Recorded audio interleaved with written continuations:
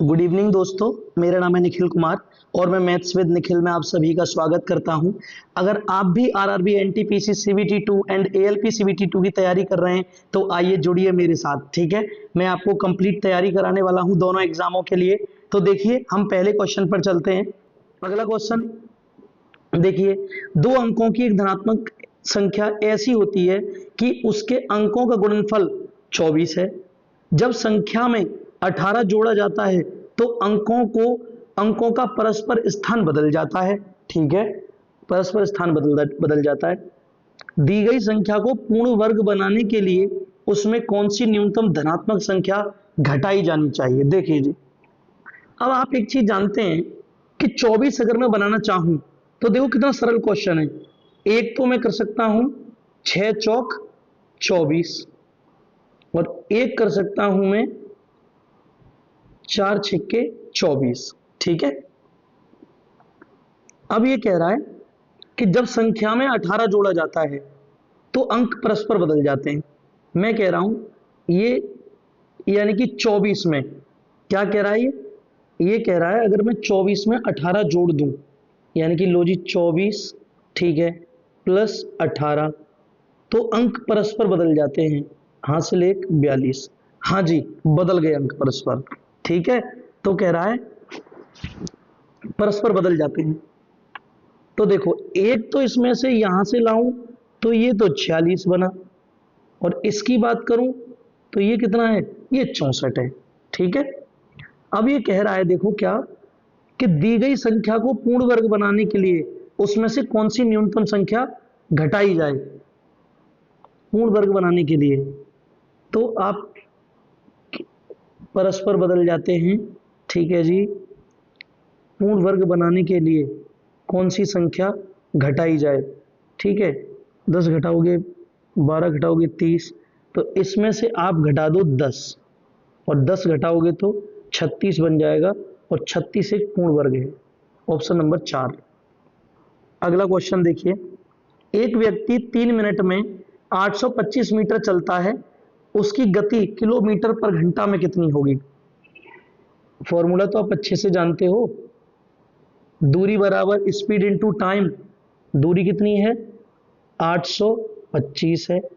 ठीक है, और टाइम कितना दिया है, टाइम दिया है कितना, एस पूछा है, और टाइम है 3 मिनट। मिनट को लो जी मैंने 60 का गुणा करके सेकंड बना दिया। स्पीड निकालनी है 825।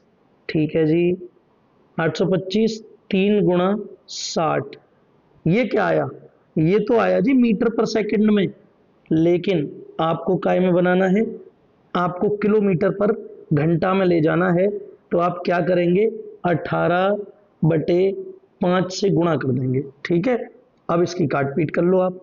काट पीट करेंगे अगर इसकी तो कैसे करेंगे, देखो 3 से ये कटा 6 बार, 6 से ये कटा आपका 10 बार, कितने बार कटा, 10 बार।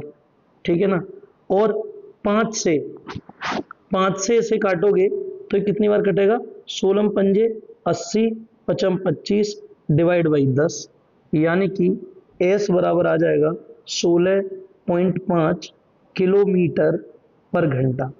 ये आपका राइट आंसर है, यानी option number 3 is the right answer. देखो, जब कभी मीटर पर सेकंड से हम कहाँ जाते हैं, किलोमीटर पर घंटा में जा रहे हो, या किलोमीटर पर घंटा से हम कहाँ जा रहे हो, मीटर पर सेकंड में जा रहे हो, कुछ नहीं करना होता। अगर मीटर पर सेकंड से किलोमीटर घंटा में जा रहे हो तो 18/5 से गुणा कर दो। किलोमीटर पर घंटा से मीटर पर सेकंड में जा रहे हो तो 5/18 से गुणा कर दो। बहुत सिंपल है। ठीक है, चलिए अगले क्वेश्चन पर चलते हैं। साइन 2x बराबर कोस 60 कोस 30 प्लस साइन 60 इंटू साइन 30। ठीक है, देखिए इसको सोल्व करने से पहले एक फॉर्मूला बता रहा हूं आपको मैं। ये होता है cos a प्लस बी का फॉर्मूला। ये क्या होता है, ये होता है cos a into cos b अब प्लस की जगह इसमें माइनस आ जाता है और यहां आ जाता है साइन ए इंटू साइन बी। अब उस पीछे वाले सवाल में क्या है, बहुत सिंपल है। इस सवाल को अगर आप देखोगे, मैं लिख के दिखा देता हूं। देखो यहां पर है आपका साइन 2x बराबर कोस 60 into cos 30 plus sign 60 into sine 30। फॉर्मूले में फर्क सिर्फ इतना है कि फर्क सिर्फ कितना आ रहा है, पता है फर्क कितना आ रहा है? फर्क ये आ रहा है कि ए की जगह तो उसमें 60 है और बी की जगह उसमें 30 है। बस इस फॉर्मूले को लगाओ, साइन 2x बराबर कोस 60 माइनस 30, यानी कि साइन 2x बराबर कोस 30। ठीक है, अच्छा आगे सॉल्व कीजिए इसको। अब यहां से क्या आएगा, यहां से आएगा साइन 2x बराबर, ये आ जाएगा, ये जो वैल्यू होती है ये वैल्यू होती है √3/2। अब यहां से देखो साइन 2x बराबर ये बन जाएगा यहां से साइन 60, क्योंकि वो वैल्यू साइन 60 की होती है। अब साइन से साइन उड़ा दिया तो 2x बराबर कितना आ गया, यहां आ गया 60, तो x बराबर कितना आ गया, x बराबर आ गया 30। ठीक है, 30 आ गया। अब फॉर्मूले में क्या पूछा है जी, फॉर्मूले में पूछा है आपसे tan x plus sec x, यही पूछा है। देखो हाँ यही पूछा है, बस इसकी वैल्यू निकाल दो, यानी कि tan 30 प्लस sec 30। tan 30 की वैल्यू क्या होती है 1/√3 प्लस sec 30 की क्या होती है 2/√3। अब देखो ऊपर एक और दो डायरेक्ट जुड़ जाएंगे, नीचे आ जाएगा क्या √3। ठीक है, और अब इसको क्या करेंगे, √3 का गुणा यहाँ और √3 का गुणा नीचे, तो अब क्या आ जाएगा, यहाँ से सॉल्व होकर, यहाँ से सॉल्व होकर आ जाएगा 3√3/3, 3 से 3 कट जाएगा और जी आपका आंसर आ जाएगा √3, यानी कि option number 4 is the right answer. बड़े सिंपल तरीके से मैंने आपको ये बता दिया। ठीक है, अगला क्वेश्चन देखिए। अगला क्वेश्चन आपके सामने देखो, ये भी ये है आपका कोट स्क्वायर थीटा बराबर 1 plus cos square theta minus sine square theta. अब आप एक चीज जानते हो अच्छे से कि भैया sine square theta plus cos square theta बराबर होता है 1। अब यहां से अगर मैं साइन स्क्वायर थीटा की वैल्यू निकालूं तो ये क्या आ जाएगा 1 माइनस कोस स्क्वायर थीटा। अब इसको रखो, इसमें इसकी जगह पर वही रखना है मुझे, तो देखो रखते हैं। यहां से आ गया मेरा कोट स्क्वायर थीटा बराबर 1 plus cos square theta minus 1 minus cos square theta. ठीक है, ये आ गया। अब देखिए ये क्या आ गया, यहां से plus cos square theta minus 1 और प्लस कोस स्क्वायर थीटा, क्योंकि माइनस का गुणा अंदर कर दिया मैंने। अब इसमें क्या होगा, एक चीज आपको साफ दिख रही है, 1 से 1 कट जाएगा, 1 से 1 जब कट गया तो यहां से क्या आ जाएगा, यहां से आ जाएगा कोट स्क्वायर थीटा बराबर 2 कोस स्क्वायर थीटा। अब देखिए कोट स्क्वायर को क्या लिख सकता हूं, cos square theta upon sine square theta बराबर 2 कोस स्क्वायर थीटा। भैया यहां पर इससे ये कट जाएगा, 1 अपॉन साइन क्या होता है, ये होता है कोसेक स्क्वायर थीटा बराबर 2, यहां से कोसेक थीटा बराबर √2 आ जाएगा। ठीक है, √2 आ जाएगा। अब जब √2 आ गया तो ये किसकी वैल्यू है, ये वैल्यू है 45 की। कोसेक √2 जो वैल्यू होती है वो 45 की होती है, तो थीटा बराबर जो आ गया यहां पर मैंने निकाल लिया, थीटा आया 45। अब देखिए वैल्यू किसकी निकालनी है, अब वैल्यू निकालनी है हमें आगे tan स्क्वायर थीटा प्लस ये कोसेक स्क्वायर थीटा, इन दोनों की ही वैल्यू निकालनी है। ठीक है भैया, 45 रखा है इसकी जगह, ठीक है। क्या रखेंगे, 10 स्क्वायर 45 प्लस ये कोसेक स्क्वायर, अच्छे से लिख देता हूं, कोसेक समझ में नहीं आ रहा आपको, यहां पर लिखेंगे कोसेक स्क्वायर 45। भैया इसकी वैल्यू होती है 1 का स्क्वायर, इसकी वैल्यू आ जाएगी √2 का स्क्वायर, तो 1 + 2 = 3। ये आपका राइट आंसर है जी, option number 4 is the correct answer, ठीक है। अच्छा चलिए अगले क्वेश्चन पर चलते हैं। देखिए अगला क्वेश्चन कह रहा है, एक लंबवृत्तीय शंकु की तिर्यक ऊंचाई 13 सेंटीमीटर है और आधार का क्षेत्रफल 144 पाई है, शंकु का आयतन बताइए। यानी कि तिर्यक ऊंचाई मतलब एल दी है 13 और आधार का क्षेत्रफल यानी कि πr² दिया है 144 पाई, ठीक है जी। अब देखो पाई से पाई कट गई तो r² बराबर 144, तो r बराबर कितना आ गया, 12 आ गया। अब देखो यहां से अगर मैं h निकालना चाहूं तो आसानी से निकाल सकता हूं, ये दिया है 13, कर्ण दिया है 13 और मैंने कहा भैया जी लंब दिया है 12, तो आधार कितना हो जाएगा, आधार 5 हो जाएगा क्योंकि ये ट्रिपलेट होता है। तो यहां से क्या निकल आया, अब यहां से हमारे पास तीनों चीज आ गई। एल कितनी आ गई, एल यहां पर 13 दी थी, एच यहां पर 12 दी है, सॉरी एच नहीं आर, आर यहां पर 12 और एच यहां पर 5। क्या पूछा है, आयतन। आयतन का फॉर्मूला होता है 1/3 πr² एच, πr² एच 1/3 पाई की फॉर्म में ही आंसर है, तो पाई को कुछ नहीं करेंगे, यहां 12 × 12 × 5। बस अब कटिंग पिटिंग करनी है आपको। देखो 3 से ये काटा 4 बार, 12 चौक 48, 48 पंजे 240, 240 पाई आपका राइट आंसर है, यानी option number 3 is the correct answer. अगला क्वेश्चन देखिए जी, अगला क्वेश्चन आपके सामने है, एक वस्तु को 1729 रुपए में बेचने पर रोहिणी को 30% की हानि हुई, 16% का लाभ अर्जित करने के लिए उसे वस्तु को किस मूल्य पर बेचना चाहिए, ठीक है ना। देखो जी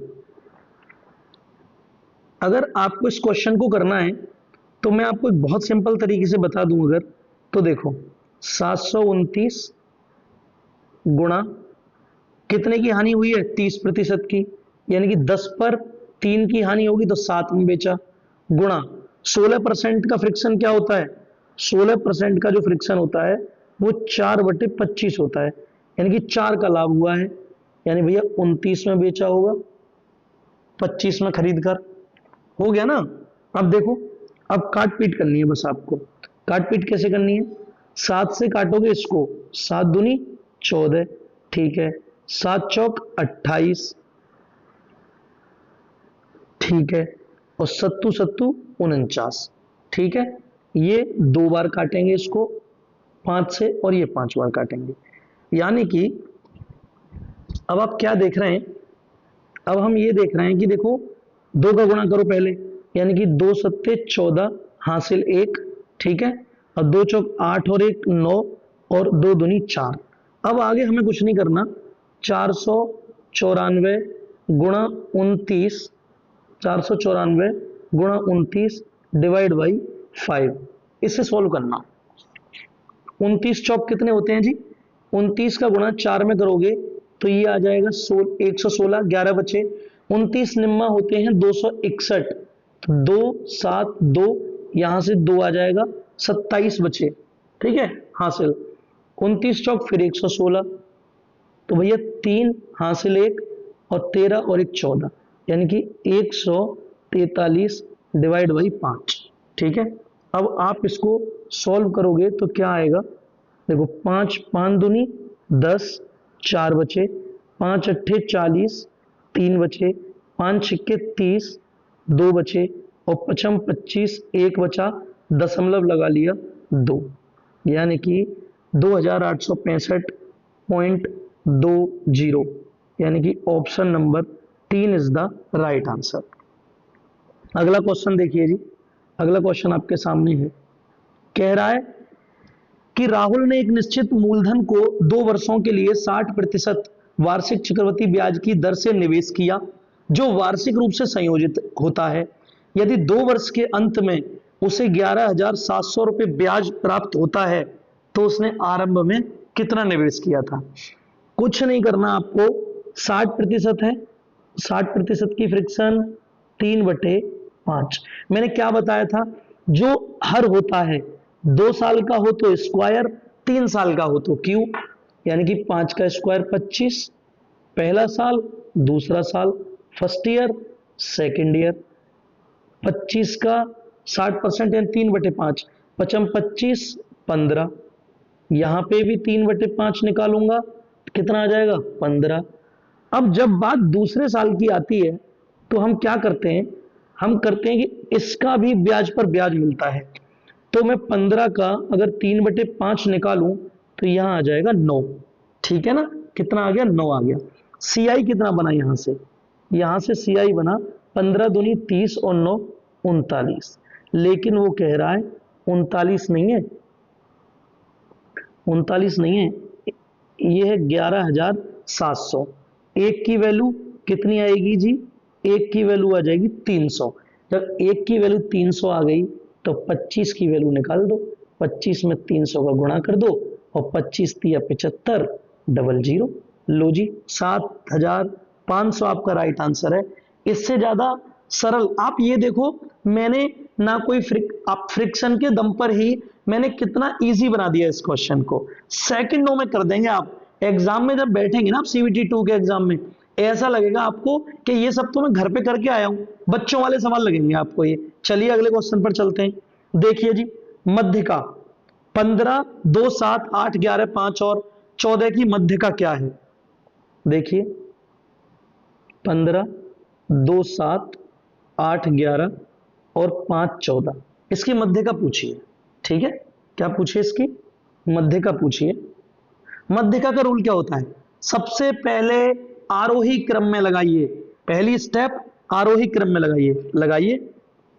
2, 2 के बाद क्या आएगा सीधा, 2 के बाद सीधा 5, 2 के बाद सीधा क्या आएगा 5। ठीक है, 5 के बाद है आपका यहां पर 7, 7 के बाद 8, 8 के बाद 11, 11 के बाद 14, 14 के बाद 15, लगा लिया जी।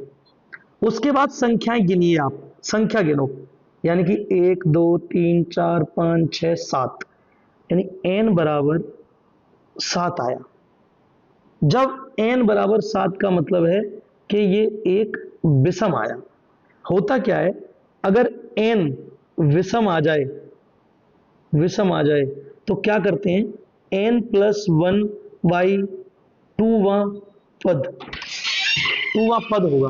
ठीक है ना, यानी कि n 7 आ गया। अब देखिए आप क्या करेंगे, इसमें n 7 आ गया, इसका मतलब है कि n बराबर 7 + 1 डिवाइड बाई 2, यानी कि ये होगा 4वां पद।